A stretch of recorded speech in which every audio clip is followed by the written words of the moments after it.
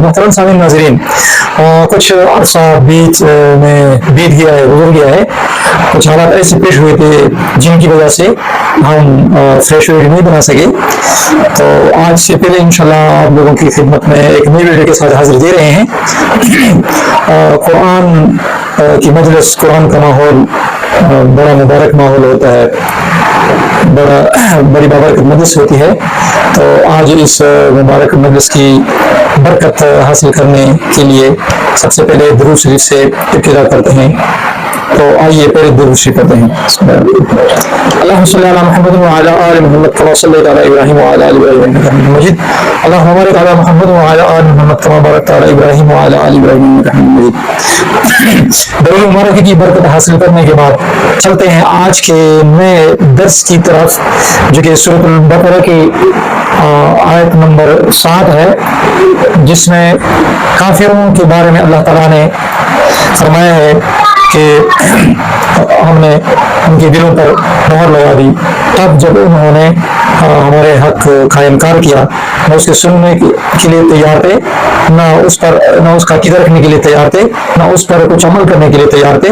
تو آخر وہ لا علاج مریض کی صورت بن گئے، تو ہم نے ان کے دلوں پر مہر لگا دی. بسم اللہ الرحمن الرحیم.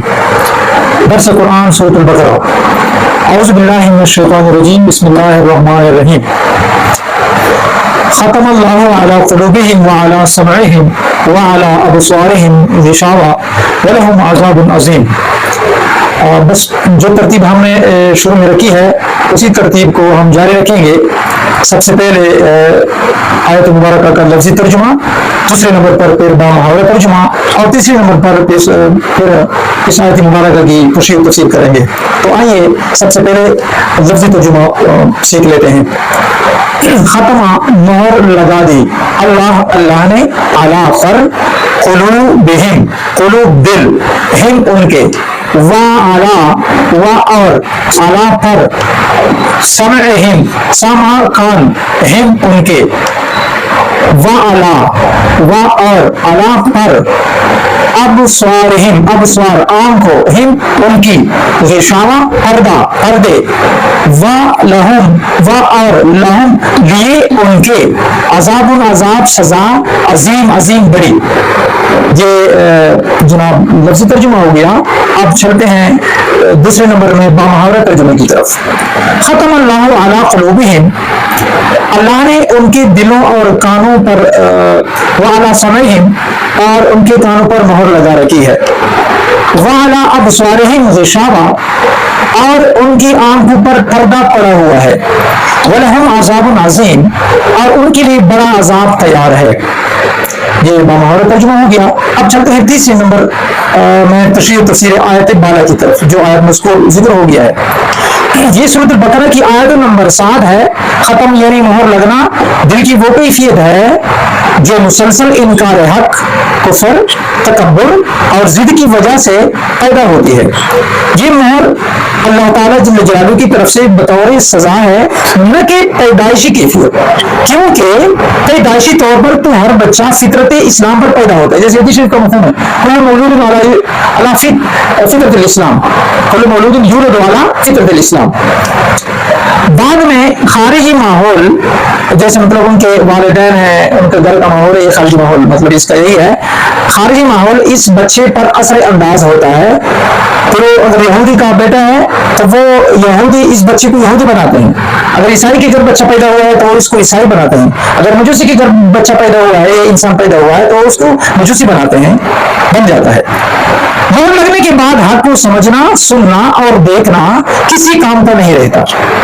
ہدایت پانے کے سارے دروازے کھلنے کے باوجود بھی بے فائدہ رہتے ہیں، کیونکہ اب وہ صلاحیت ختم ہو چکی ہوتی ہے.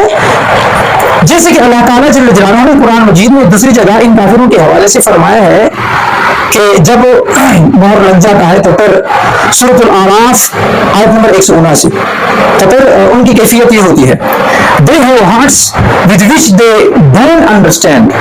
ان کے دل تو ہوتے ہیں لیکن ان دلوں کے ذریعے سے وہ سمجھتے نہیں ہیں. समझ हासिल नहीं करते।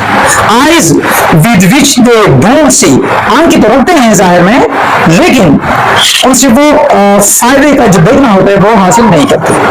Years with which they don't hair, हाँ वो रखते हैं कान, लेकिन कानों से जो फायदा हासिल करना पड़ता है वो नहीं लेते। दे आर लाइक कैटल, वो जानवरों की तरह होते हैं। Rather they are more आस्ट्रे, it is they who are they headless.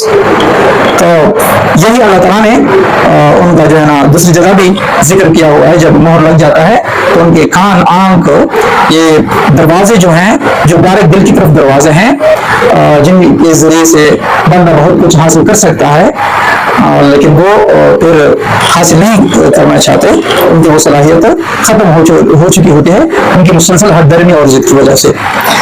तो आज की इंशाल्लाह ये वीडियो काफ़ी हो गई। आइंदा के दिन इंशाल्लाह इससे बेहतर वीडियोस आप लोगों की खिदमत में लाने की कोशिश करेंगे। अल्लाह ताला जो हमने जो कहा सुना इस पर अमल की तौफीक नसीब फरमाए। अल्लाह हाफ़िज़।